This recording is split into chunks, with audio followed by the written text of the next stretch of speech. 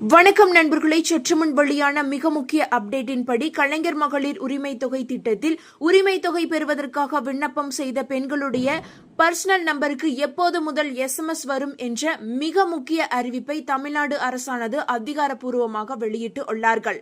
அதாவது இந்த ஒரு தகவலை முழுமையா தெளிவா தெரிந்து கொள்வதற்கு முன்னாடி தயவு செஞ்சு இந்த ஒரு வீடியோக்கு லைக் கொடுத்து எங்களுக்கு சப்போர்ட் பண்ணுங்க ஃப்ரெண்ட்ஸ்.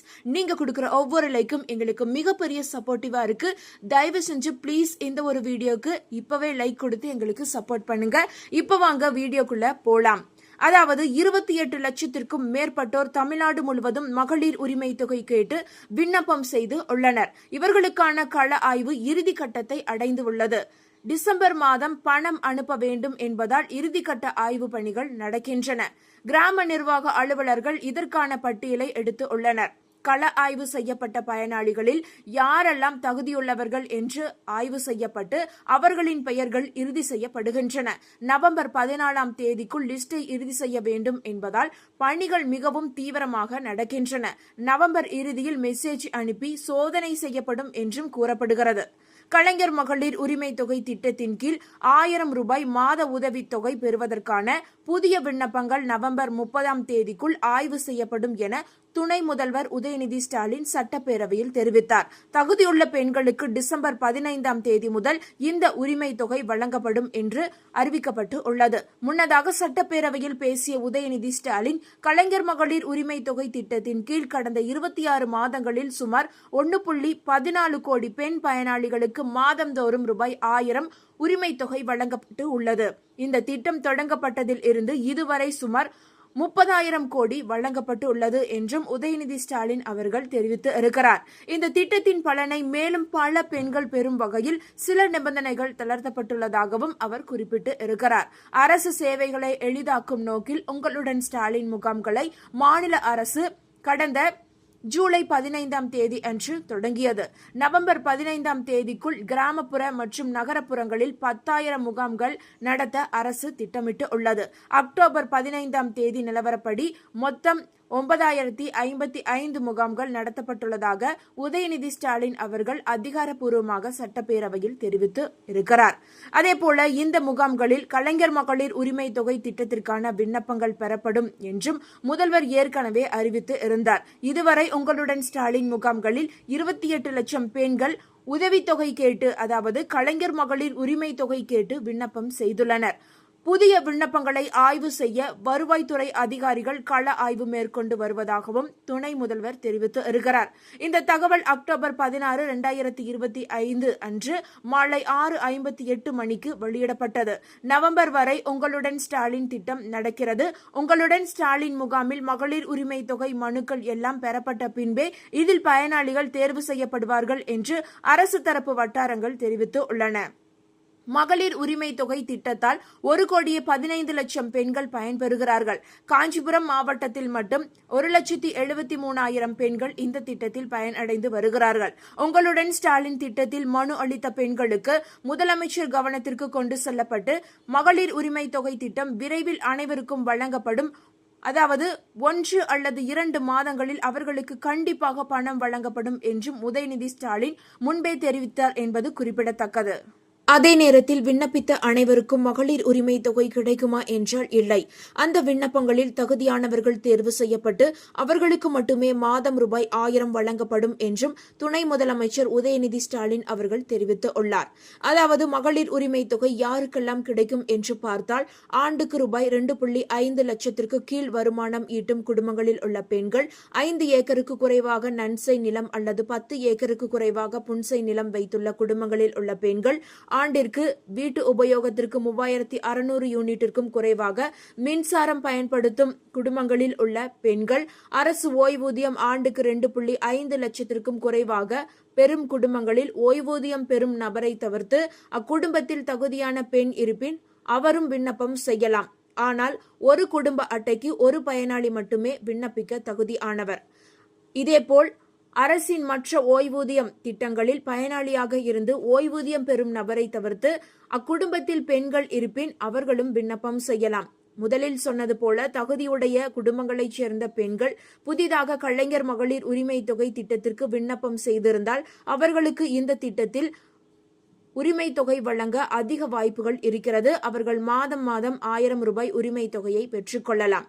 யாருக்கெல்லாம் உரிமை தொகை ரூபாய் 1000 கிடைக்காது என்று பார்த்தால், ரூபாய் 2.5 லட்சத்திற்கு மேல் ஆண்டு வருமானம் ஈட்டும் குடும்பங்கள், குடும்பத்தில் ஆண்டு வருமானம் ரூபாய் 2.5 லட்சத்திற்கு மேல் ஈட்டி வருமான வரி கணக்கு தாக்கல் செய்பவர்கள் மற்றும் வருமான வரி செலுத்துபவர்கள், ஆண்டுக்கு ரூபாய் 2.5 லட்சத்திற்கு மேல் வருமானம் ஈட்டி தொழில் வரி செலுத்துவோர், மாநில ஒன்றிய அரசு ஊழியர்கள், பொதுத்துறை நிறுவனங்கள், வங்கிகளின் ஊழியர்கள், வாரியங்கள், உள்ளாட்சி அமைப்புகள், கூட்டுறவு அமைப்புகளின் ஊழியர்கள் மற்றும் அவற்றின் ஓய்வூதியதாரர்கள், தேர்ந்தெடுக்கப்பட்ட மக்கள் பிரதிநிதிகள், ஊராட்சி மன்ற வார்டு உறுப்பினர்களை தவிர, அதாவது பாராளுமன்ற உறுப்பினர்கள், சட்டமன்ற உறுப்பினர்கள், மாவட்ட ஊராட்சி தலைவர்கள், மாவட்ட ஊராட்சி உறுப்பினர்கள், ஊராட்சி ஒன்றிய தலைவர்கள், ஊராட்சி ஒன்றிய உறுப்பினர்கள், ஊராட்சி மன்ற தலைவர்கள், மாநகராட்சி, நகராட்சி, பேரூராட்சி தலைவர்கள் மற்றும் உறுப்பினர்கள். அதேபோல சொந்த பயன்பாட்டுக்கு கார், ஜீப், டிராக்டர், கனரக வாகனம் போன்ற 4 சக்கர வாகனங்கள் வைத்துள்ளவர்கள் இந்த திட்டத்திற்கு கீழ் விண்ணப்பித்தாலும் உரிமை தொகை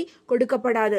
அதேபோல ஆண்டுக்கு ரூபாய் 50 லட்சத்திற்கும் மேல் ஆண்டு விற்பனை, அதாவது ஆண்டு விற்பனை செய்து சரக்கு மற்றும் சேவை வரி GST செலுத்தும் தொழில் நிறுவன உரிமையாளர்கள் இந்த திட்டத்திற்கு கீழ் விண்ணப்பம் செய்தாலும் அவர்களுக்கு உரிமை தொகை கிடைக்காது.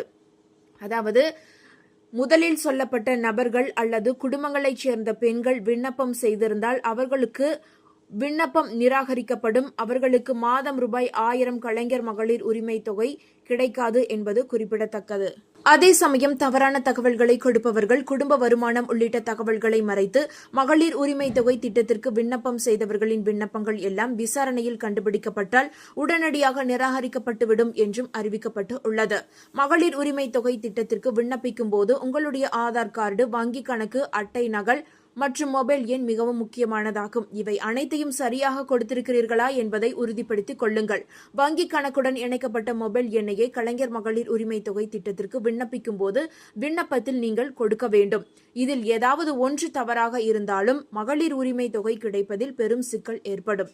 இந்த தகவல்கள் அனைத்தும் உங்களுக்கு ஏற்கனவே தெரிந்திருக்கும். ஆனால் உங்களுக்கு தெரியாத புது தகவல் என்னவென்றால், தனியாக வசிக்கும் பெண்களுக்கு மகளிர் உரிமை தொகை கிடைக்குமா என்றால் கிடைக்கும்.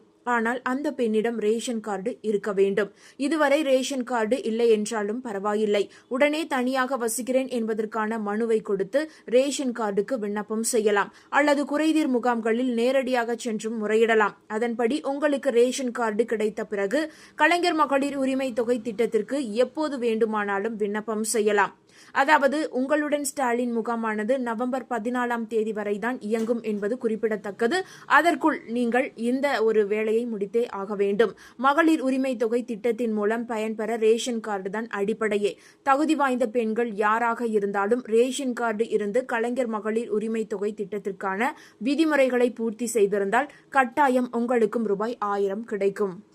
உரிமை தொகை திட்டம் தொடர்பான மிக முக்கிய அப்டேட்டுகள் எல்லாம் ஒரு புறம் இருக்க, ரேஷன் கார்டில் இந்த ஒரு அப்டேட்டை முடிக்காத குடும்பங்களுக்கு அடுத்த மாதம் முதல் அரிசி வழங்கப்படாது என்று அரசு உத்தரவிட்டு உள்ளதாம். ரேஷன் கார்டில் வந்த கடுமையான விதிமுறையால் இனி யாருமே தப்பிக்கவே முடியாதாம். உடனே இந்த ஒரு அப்டேட்டை முடித்தால் நல்லது, இல்லாவிட்டால் எதுவுமே வாங்க முடியாதாம். அதாவது ரேஷன் அட்டைதாரர்களுக்கு ஒடிசா மாநில அரசு ஒரு முக்கிய அறிவிப்பை வெளியிட்டு உள்ளது. இனிமேல் ரேஷன் கார்டுதாரர்கள் தங்களுடைய KYC சரிபார்ப்பை முடிக்கவில்லை என்றால் நவம்பர் மாதம் முதல் இலவச அரிசி கிடைக்காதாம். தேசிய மற்றும் மாநில உணவு பாதுகாப்பு திட்டங்களின் கீழ் வழங்கப்படும் இந்த இலவச அரிசி KYC சரிபார்ப்பு செய்யாதவர்களுக்கு நிறுத்தப்படும் என்று அரசு அதிரடியாக எச்சரிக்கை விடுத்துள்ளது. உணவு வழங்கல் மற்றும் நுகர்வோர் நலத்துறை அமைச்சர் கிருஷ்ணா சந்திர பத்ரா இந்த தகவலை செய்தியாளர்களிடம் தெரிவித்துள்ளார். மத்திய அரசின் அறிவுறுத்தலின்படியே இந்த முடிவு எடுக்கப்பட்டு உள்ளது.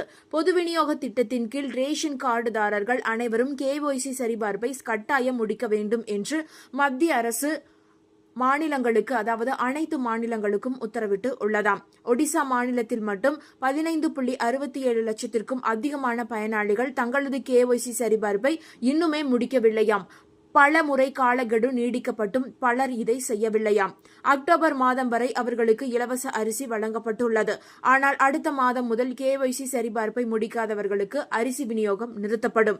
ரேஷன் கார்டில் KYC சரிபார்ப்பு என்பது மத்திய அரசு கொண்டு வந்த விதிமுறையாகும். அதை முடிக்காதவர்களுக்கு வழங்கப்படும் சலுகைகளை நிறுத்தும்படி மத்திய அரசு மாநிலங்களுக்கு உத்தரவிட்டு உள்ளதாம். ஒருவேளை மத்திய அரசு காலக்கெடுவை நீட்டித்தால் ஒடிசா மாநில அரசும் அதை பரிசீலிக்கும் என்றும் அமைச்சர் கூறியுள்ளார். சில நியாயமான காரணங்களால் KYC சரிபார்ப்பை முடிக்க முடியாதவர்களுக்கு அரசு உதவுகிறது. உதாரணமாக உடல்நிலை சரியில்லாமல் இருப்பது அல்லது வேறு தவிர்க்க முடியாத காரணங்கள் இருந்தால் அவர்களுக்கு கூடுதல் அவகாசம் வழங்கப்படும். அப்படிப்பட்டவர்கள் தங்களது காரணங்களை சம்பந்தப்பட்ட அதிகாரிகளிடம் எழுத்துப்பூர்வமாக விளக்க வேண்டும். அதன் பிறகு துறை அதிகாரிகள் ஆய்வு செய்து தகுதியானவர்களுக்கு மீண்டும் அரிசி விநியோகத்தை தொடங்குவார்கள். தகுதியான அனைவருக்கும் உணவு பாதுகாப்பு திட்டத்தின் கீழ் சலுகைகள் கிடைப்பதை அரசு உறுதி செய்கிறது. இந்த KYC சரிபார்ப்பு விதிமுறை யாரையும் துன்புறுத்துவதாக அல்ல, மாறாக பொறுப்புணர்வை மேம்படுத்தவும் சலுகைகள் சரியான நபருக்கு சென்றடைவதை உறுதி செய்யவும் இது உதவுகிறது என்று அமைச்சர் பத்ரா தெரிவித்துள்ளார். KYC என்பது வாடிக்கையாளர்களை தெரிந்து கொள்ளும் ஒரு முக்கிய நடைமுறை ஆகும். இது ஒருவரின் அடையாளத்தையும் முகவரியையும் மின்னணு முறையில் சரிபார்க்கும் ஒரு முறையாகும். ரேஷன் கடைகளில் வழங்கப்படும் இலவச அரிசி போன்ற சலுகைகள் உண்மையான பயனாளிகளுக்கு மட்டுமே கிடைப்பதை உறுதி செய்வதற்காக இந்த சரிபார்ப்பு கட்டாயமாக்கப்பட்டு உள்ளது. இதன் மூலம் போலி ரேஷன் கார்டுகள் மற்றும் முறைகேடுகளை தடுக்க முடியும். இந்த புதிய விதிமுறையால் ரேஷன் கார்டுதாரர்கள் உடனடியாக தங்களுடைய KYC சரிபார்ப்பை முடித்துக் கொள்வது அவசியம். இது அவர்களின் இலவச அரிசி சலுகை தொடர்ந்து கிடைப்பதை உறுதி செய்யும்.